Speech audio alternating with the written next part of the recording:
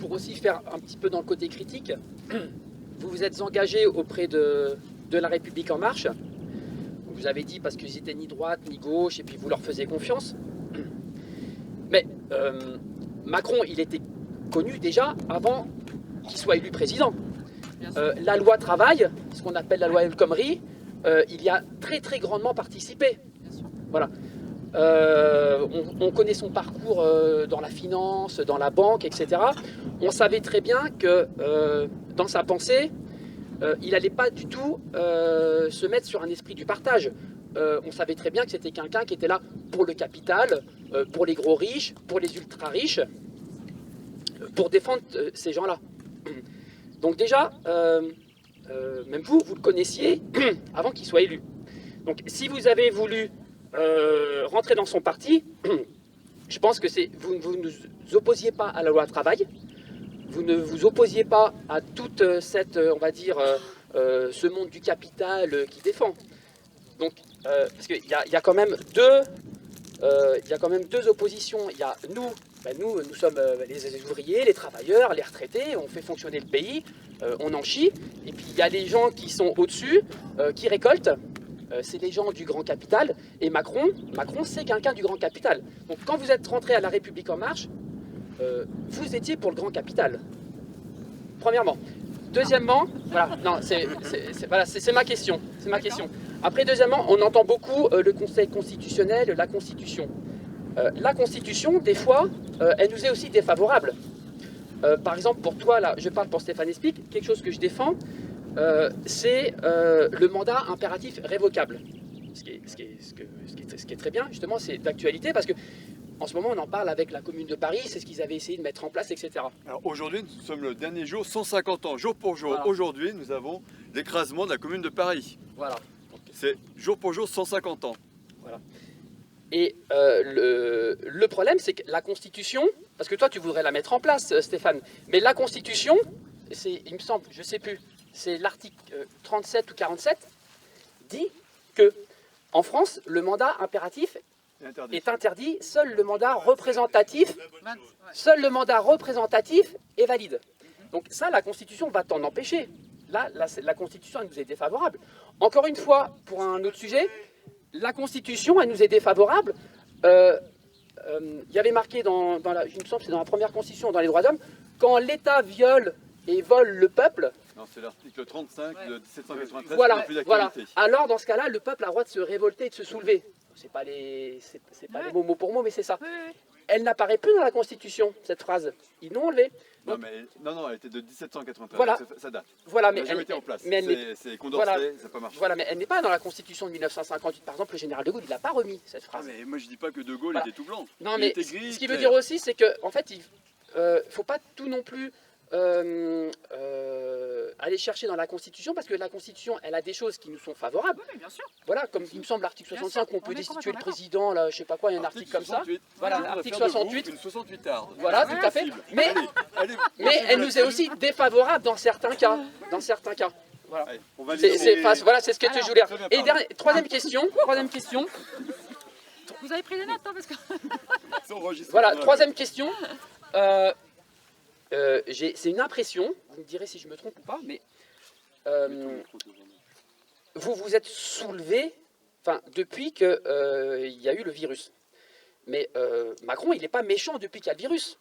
Macron, depuis qu'il est au pouvoir, il a été méchant. On s'est pris la loi travail en pleine tête, on s'est pris la loi Pax sur l'écologie, etc.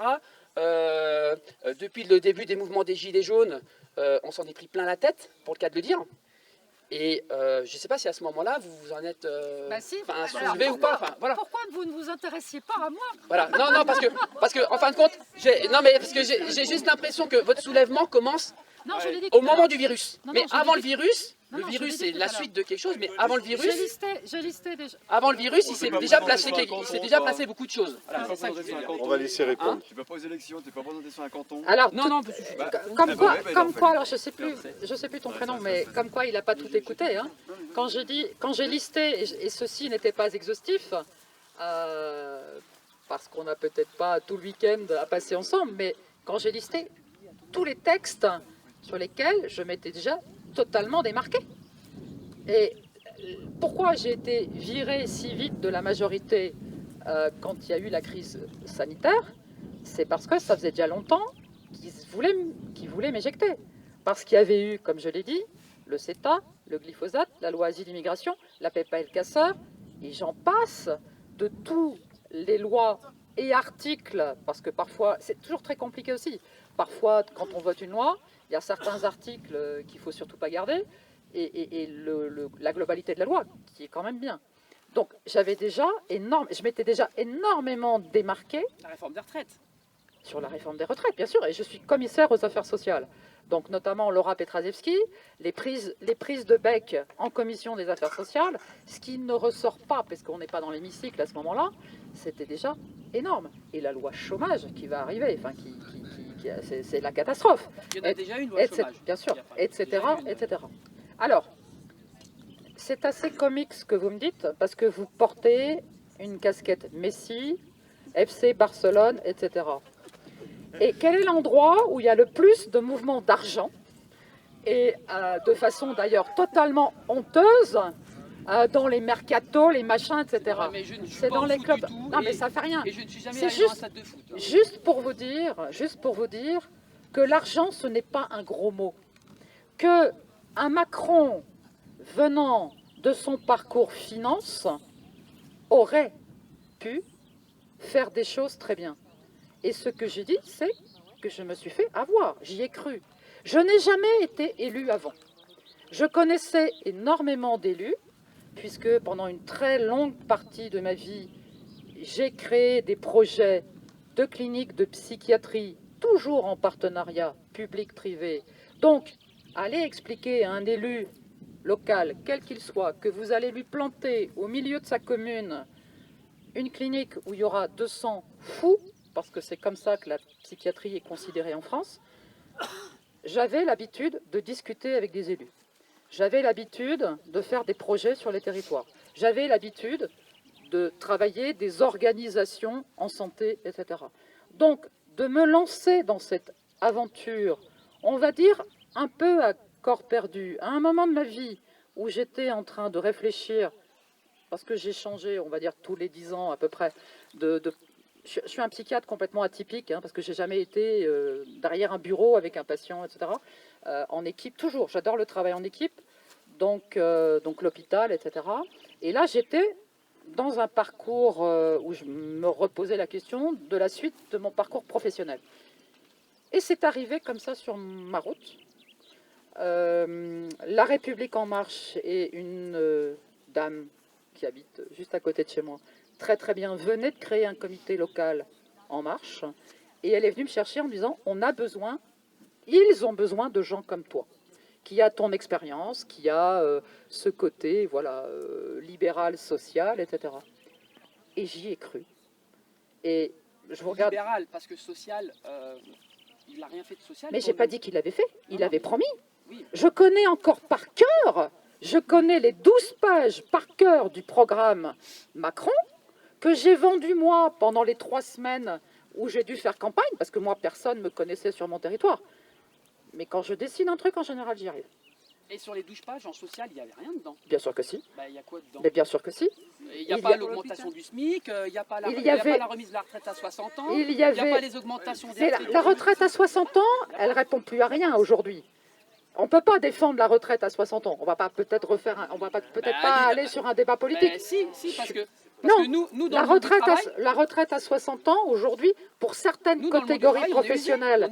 Mais bien sûr que vous êtes Moi, je ne me vois pas au-delà de 60 ans. Sur la pénibilité, bien sûr. Et je me suis complètement battue sur la pénibilité, sur la loi travail, sur cette question de la pénibilité. Je vous invite à retourner dans l'historique de l'Assemblée. Vous retrouverez tous les amendements que j'ai déposés sur cette question de pénibilité. Et on pourrait redétailler tout ça. Après, la loi travail, c'est pas que la pénibilité. Voilà. Donc je ne suis pas là aujourd'hui, ni pour me défendre de quelque chose que j'aurais peut-être pas bien fait depuis 2017.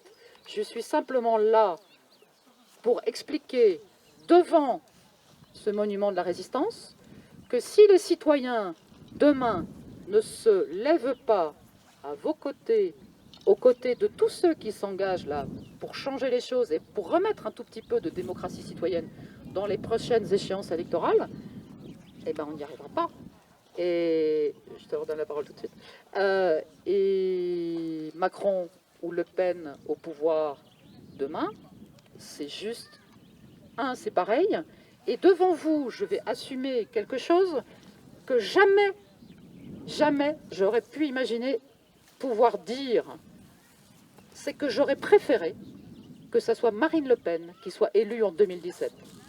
Parce que Marine Le Pen élue, elle aurait fait 10% de ce que Macron a fait à la France, tous les Français auraient été dans la rue.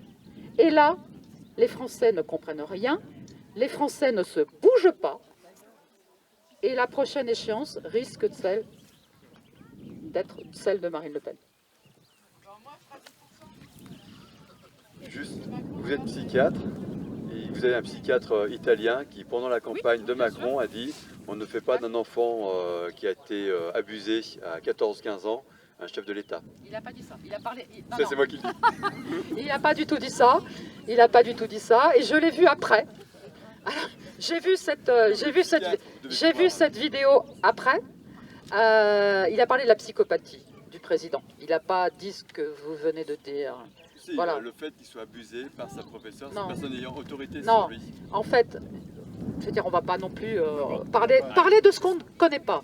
Là où la presse, encore une fois, a manipulé, c'est que leur rencontre, il n'avait pas 17 ans, en effet, il avait 13 ou 14 ans, et que si la justice était la même pour tout le monde, cette femme aurait dû juste être inquiétée.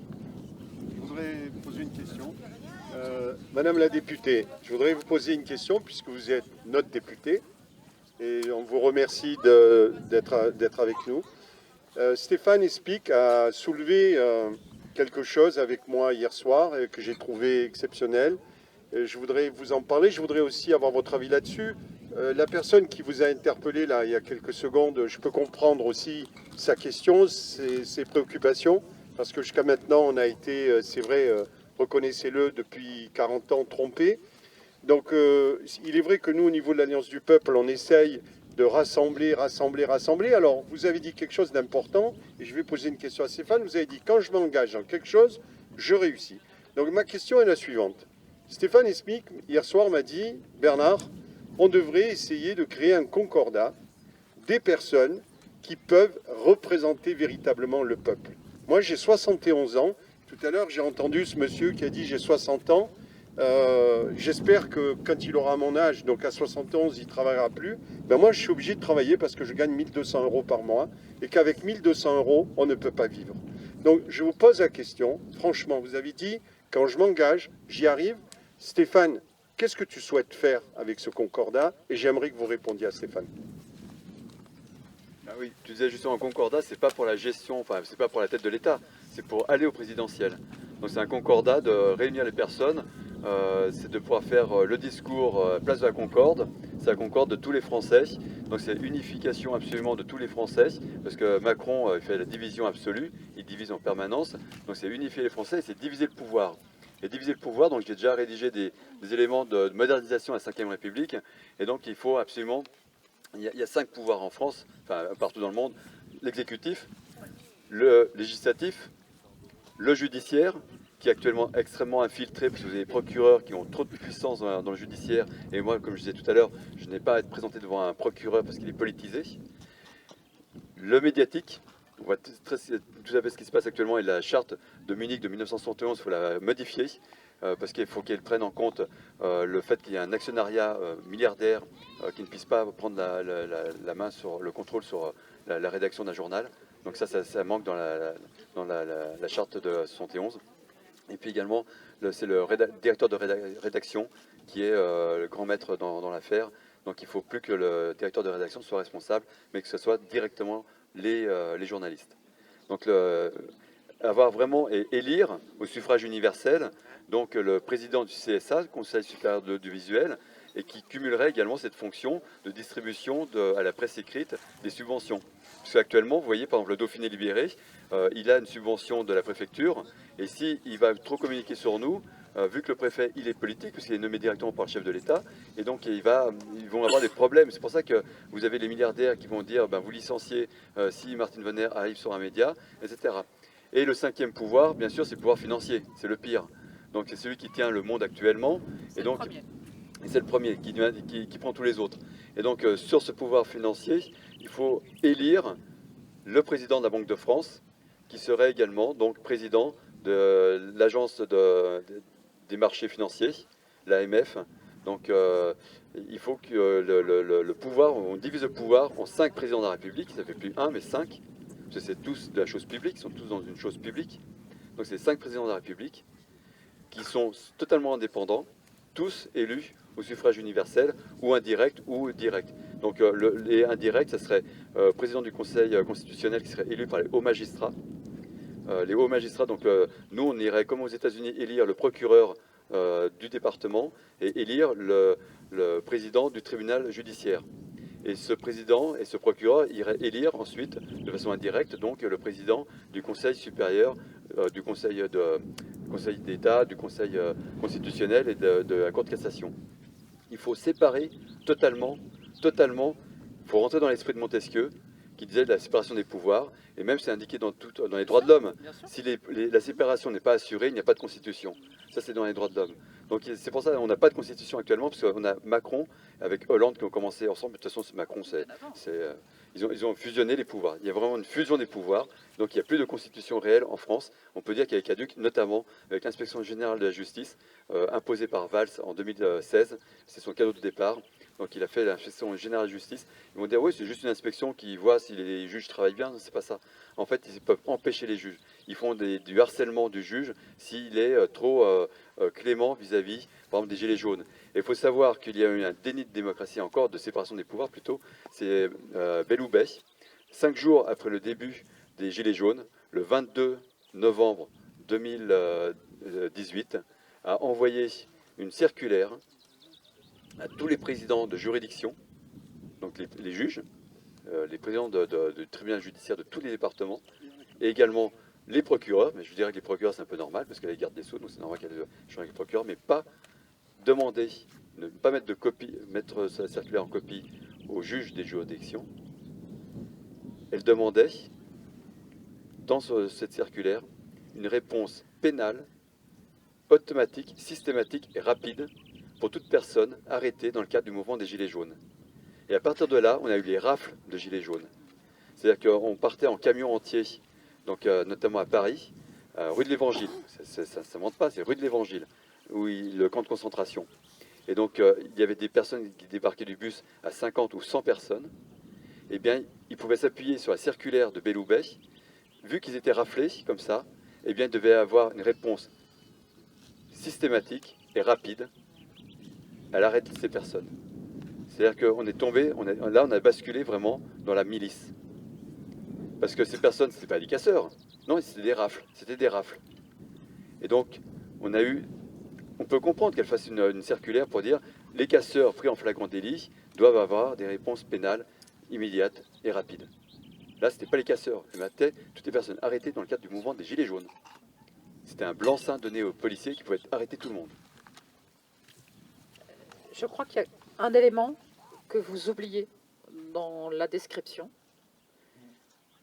C'est qu'aujourd'hui, même le président de la République française est posé sur un système qui est un système qui dépasse très largement celui de la Banque de France et qui est un système qui repose sur une économie mondiale. Donc aujourd'hui, pourquoi l'ensemble, la plupart, la majorité des pays européens ont la même stratégie par rapport au Covid? C'est parce qu'il y a le même but économique.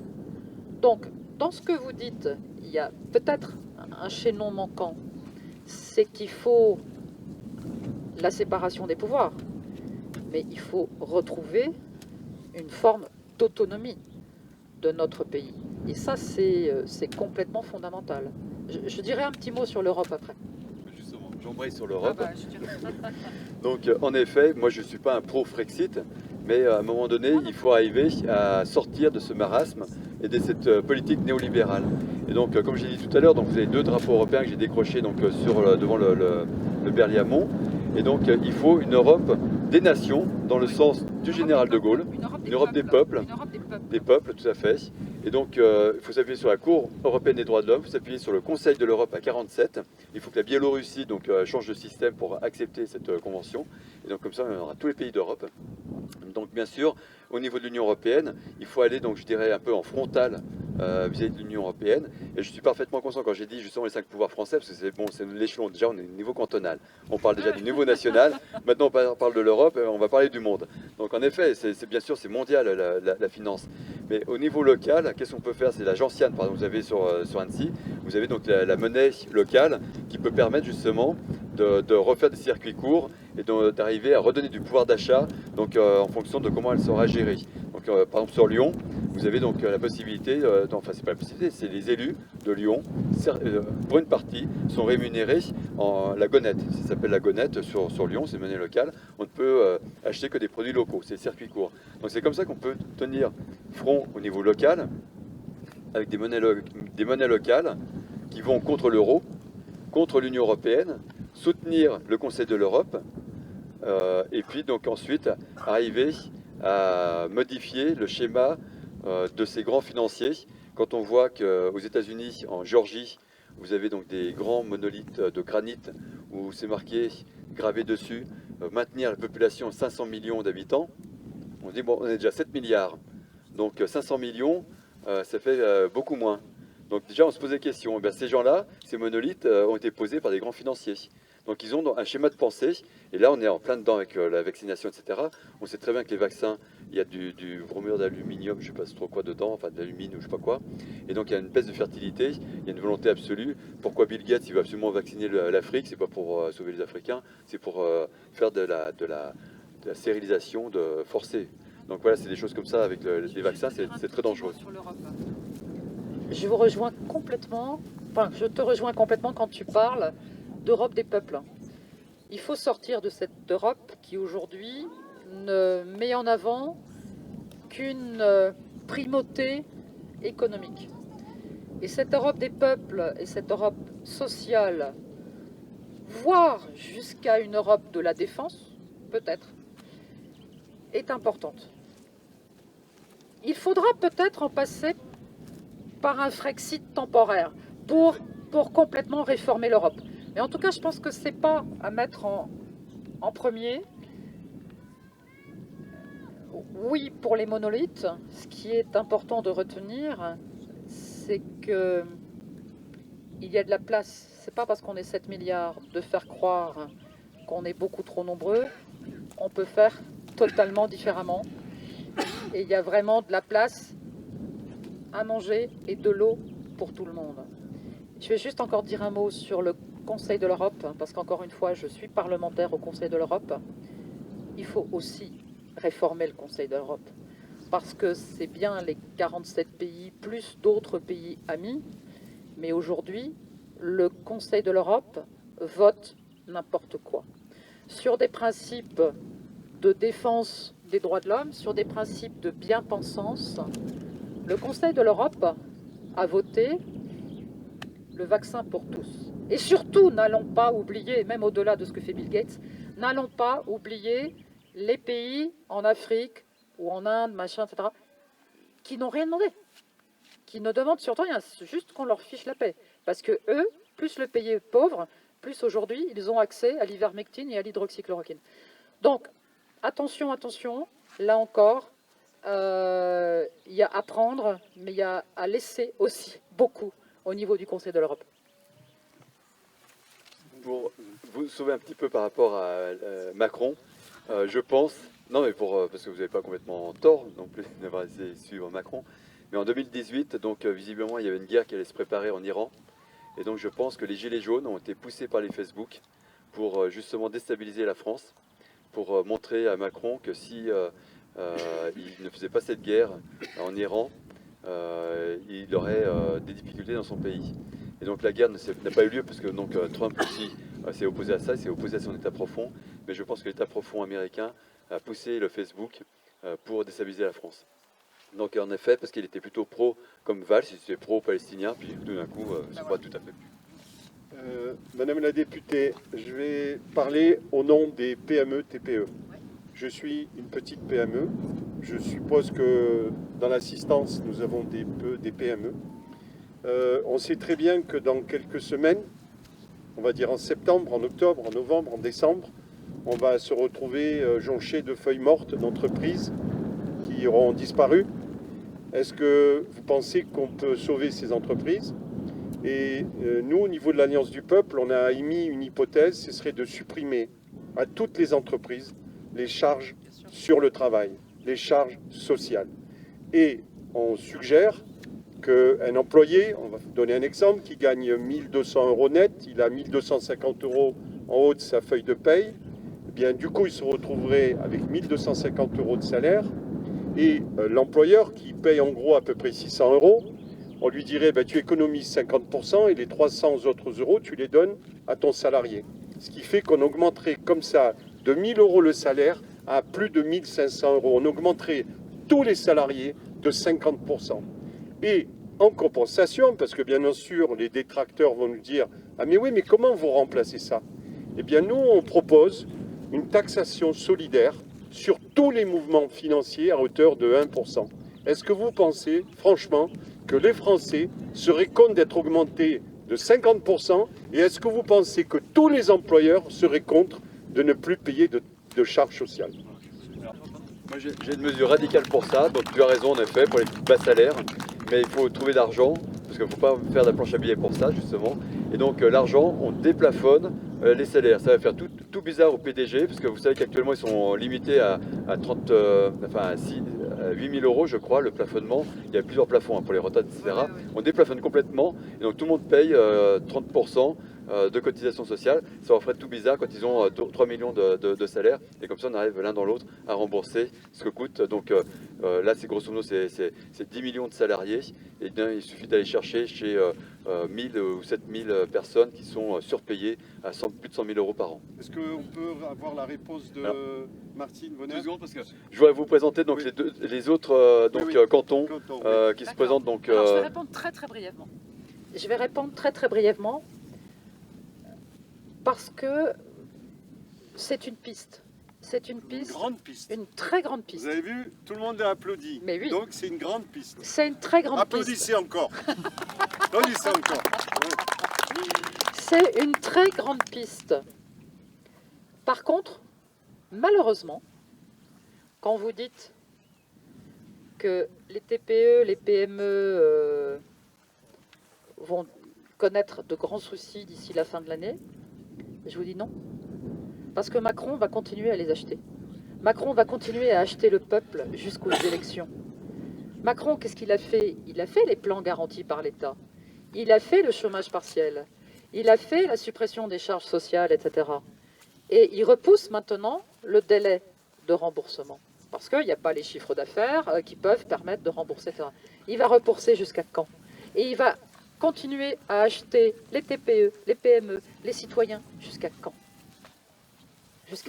Jusqu'à être réélu. Et c'est ça la catastrophe. C'est que je soutiens et je remercie toujours Christophe Chirac qui n'est pas là et qui avait créé le collectif des pendus.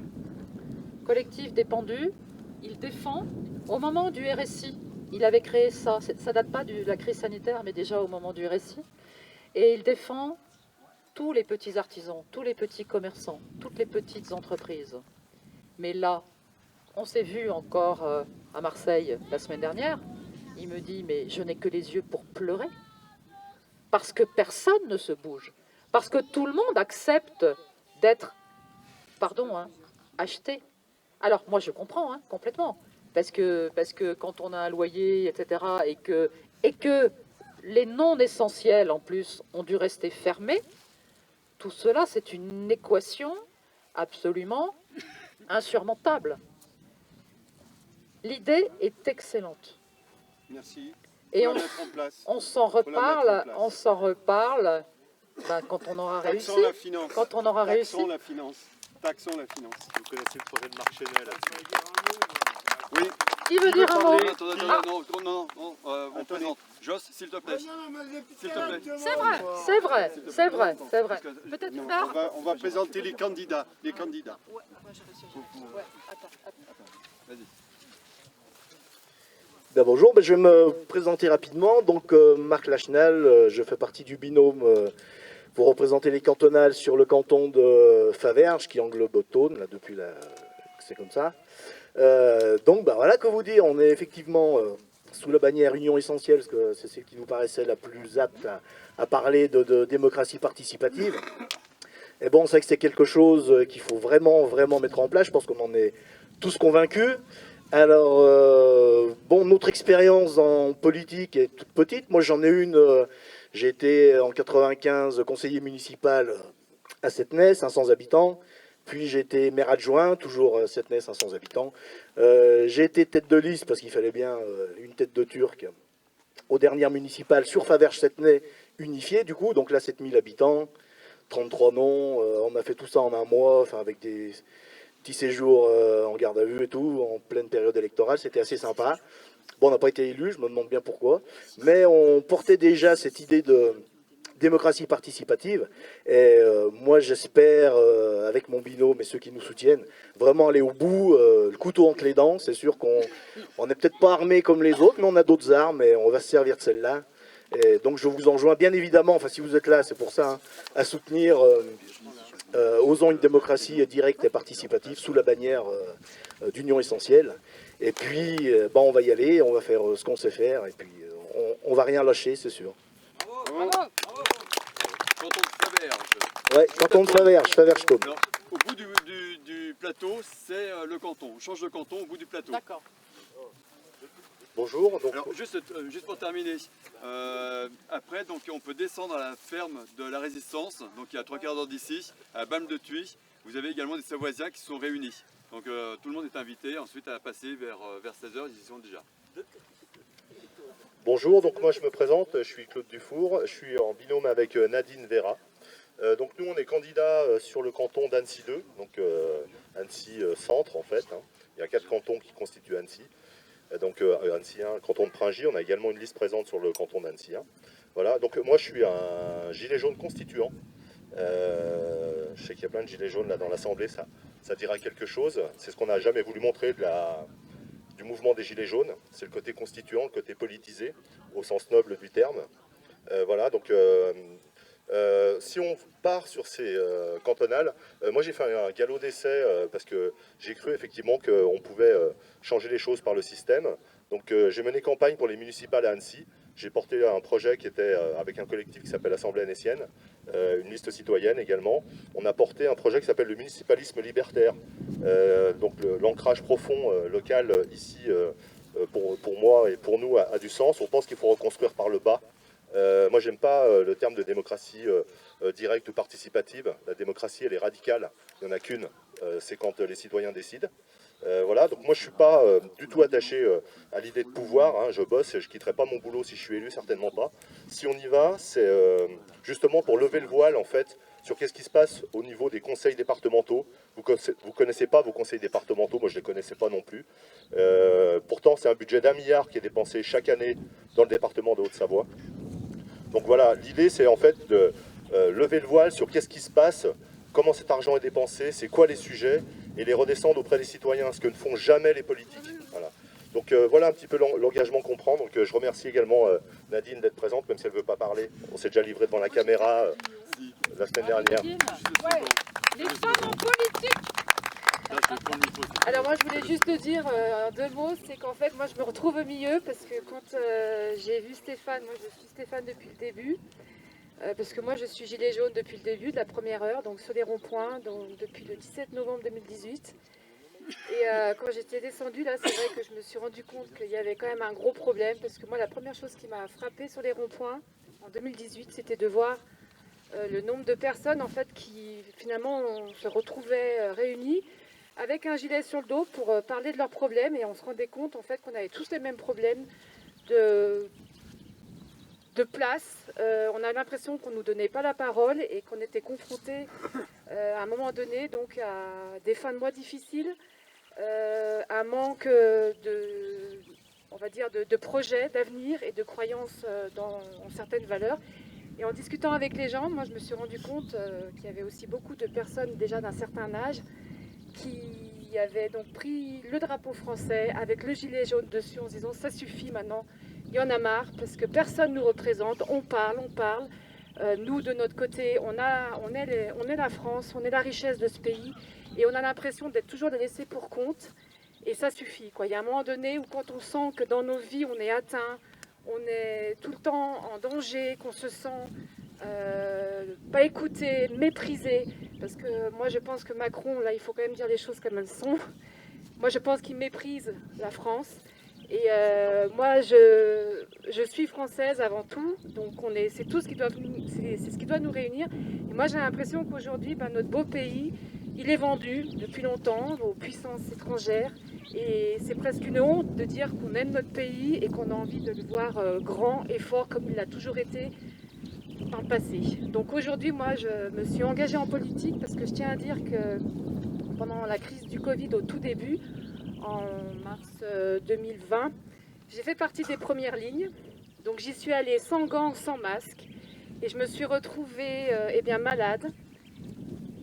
Avec donc un PCR plus que positif. On m'a dit en gros vous avez pris une bonne charge madame. Donc ça je savais, donc j'étais bien Vacciné comme ça. non mais bien vaccinée. Donc moi j'ai envie de dire le pass, ils iront le mettre où ils veulent, mais pas avec moi, ça c'est sûr, parce que moi j'ai fait mon immunité. Et moi quand je me suis retrouvée toute seule chez moi, restez chez vous, on m'a suivi en télémédecine avec 2-3 appels par mon téléphone pour me demander comment j'allais.